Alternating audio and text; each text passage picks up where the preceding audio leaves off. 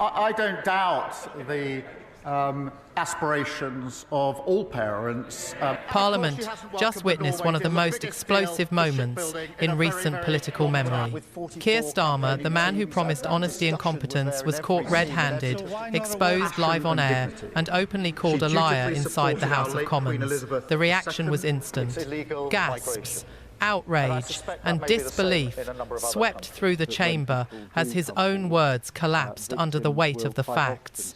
What followed wasn't just political embarrassment, it was a public unmasking of the Prime Minister's biggest lie yet.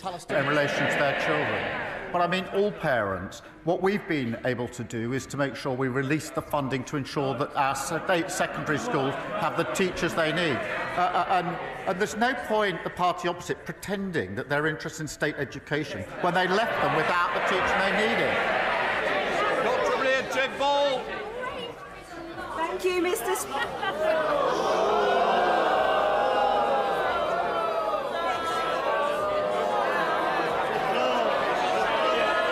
You don't often see moments like this in Parliament. Keir Starmer, the British Prime Minister, was openly accused of lying and left visibly shaken in front of the entire House.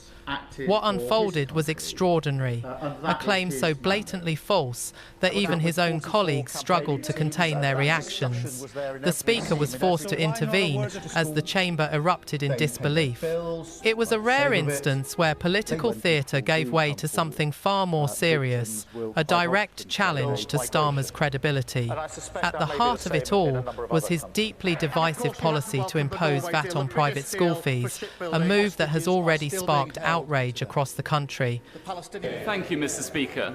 St Hilda's Girls' School looks set to join Emmanuel Jewish Prep as the second school in Bushey alone forced to close because of Labour's VAT hike. This is a double hit to aspiration.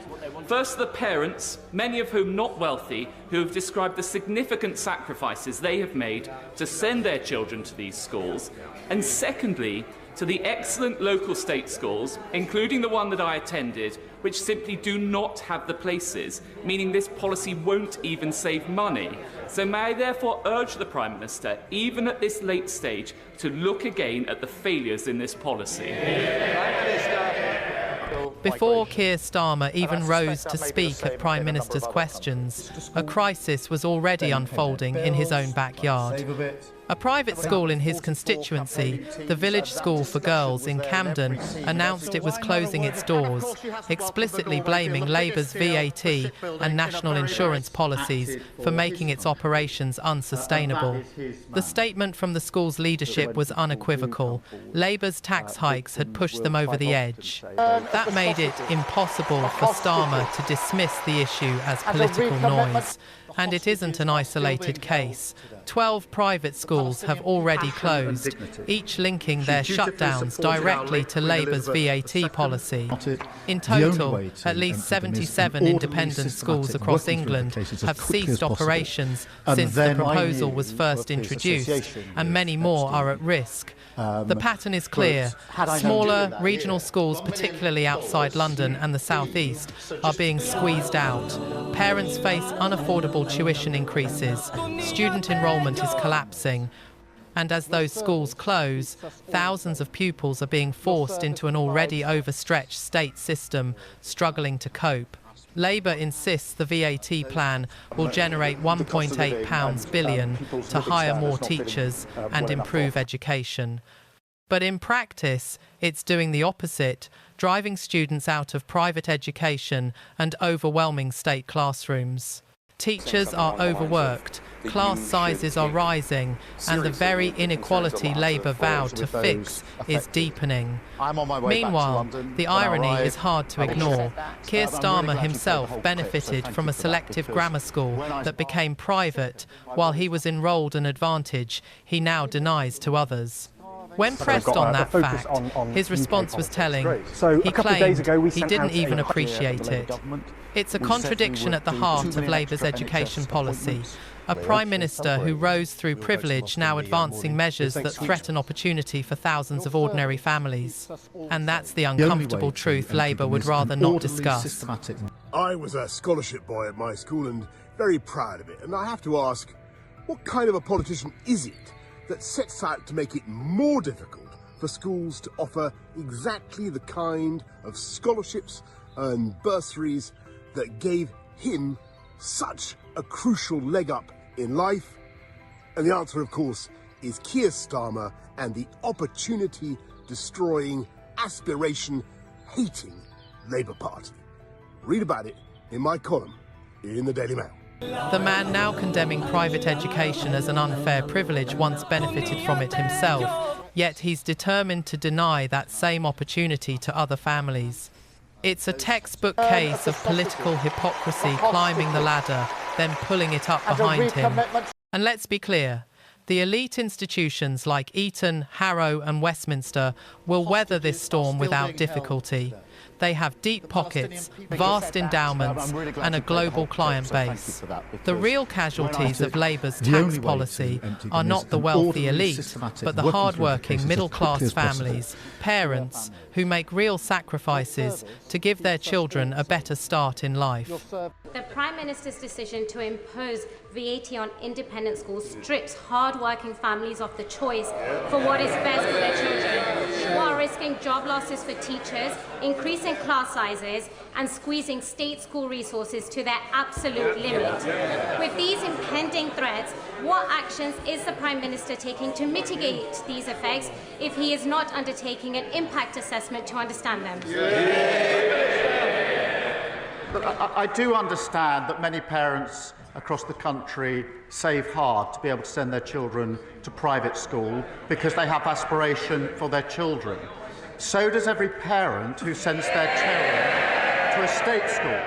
And the problem we have is we don't have enough teachers in key subjects in our state secondary school. Now, the party opposite may be prepared to tolerate that. I'm not. And that's why we've made this change to fund 6,500 teachers. Before we continue, if you find this analysis valuable, do consider liking the video, sharing it, and subscribing for more in-depth coverage of the political shifts shaping Britain today. Now, let's return to the story. Labour's proposed tax on private schools isn't just controversial, it may also be unlawful. The Independent Schools Council has launched legal action in the High Court, claiming the policy breaches the rights of parents and pupils by disrupting their access to education. And the backlash isn't confined to the opposition. Unease is growing within Labour's own ranks. Even one of Starmer's own MPs, Ruth Hook, has publicly questioned the policy, describing it as too blunt and warning that it could devastate smaller independent schools. She's urged the party to rethink, even suggesting exemptions to prevent further damage. This has left Labour cornered. If the courts rule against the VAT policy, Starmer faces an embarrassing and politically costly U-turn. But if he digs in, Labour could find itself presiding over one of the worst education crises in modern history. And then came the turning point. After Hook's public challenge, most expected Starmer to deflect or promise a review. Instead, his response stunned both allies and critics alike, a move so defiant, many now believe it could prove to be politically self-destructive. I don't doubt the aspirations of all parents in relation to their children. But I mean all parents. What we've been able to do is to make sure we release the funding to ensure that our state secondary schools have the teachers they need. And there's no point the party opposite pretending that they're interested in state education when they left them without the teaching they needed. Thank you, Mr. Starmer faced a tense moment in Parliament as the impact of his own policy began to turn against him. His confident dismissal of growing concerns was met with open defiance from Conservative MPs, many of whom had clearly lost patience. Pressed on the issue, Starmer doubled down, insisting without presenting a shred of evidence that Labour's controversial VAT policy had nothing to do with the wave of private school closures across the country. But by that point, the facts told a different story. That's when Victoria Atkins, a senior Conservative frontbencher, broke the silence. Interrupting Starmer mid-sentence, she shouted across the chamber, "Asterisk, that is a lie. Asterisk." The Commons erupted instantly. Gasps, uproar and calls for order filled the room. Atkins was quickly forced to retract her remark, as parliamentary rules strictly forbid MPs from directly accusing one another of lying. But her outburst had already struck a nerve. She had said aloud what many inside and outside Westminster were already thinking. Shh, there is no punchline. I presume something was said that shouldn't have been said. I'm sure the member would like to withdraw what was said, if they've anything about them.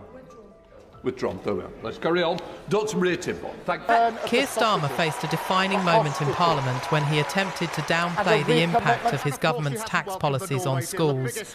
His insistence that institutions would adapt was met with fierce resistance, not just from the opposition, but from parents, teachers, and education leaders across the country who say the evidence tells a very different story. This wasn't just another routine political exchange. It was a direct challenge to Starmer's credibility, live in front of the nation. The reality is stark. Schools are shutting their doors, parents are struggling with soaring costs, and students are being displaced from classrooms. Yet, the Prime Minister continues to insist that all is well. That denial is now raising serious questions about his leadership. Britain needs practical solutions, not political spin. And if Starmer continues to ignore the scale of this education crisis, it could very well define his legacy or even end it. Because in British politics, there's one thing the public despises more than incompetence: dishonesty. And this time, Starmer appears to have been caught misleading the country, with devastating consequences for thousands of families. So the question is clear: does Keir Starmer still have the moral authority to lead? Has he damaged the credibility of Britain's leadership while betraying the very promises he made to serve the public? Let us know your thoughts below, and if you want more in-depth analysis of how these policies are reshaping British politics, don't forget to like, share and subscribe. The next chapter in this story may come sooner than anyone expects.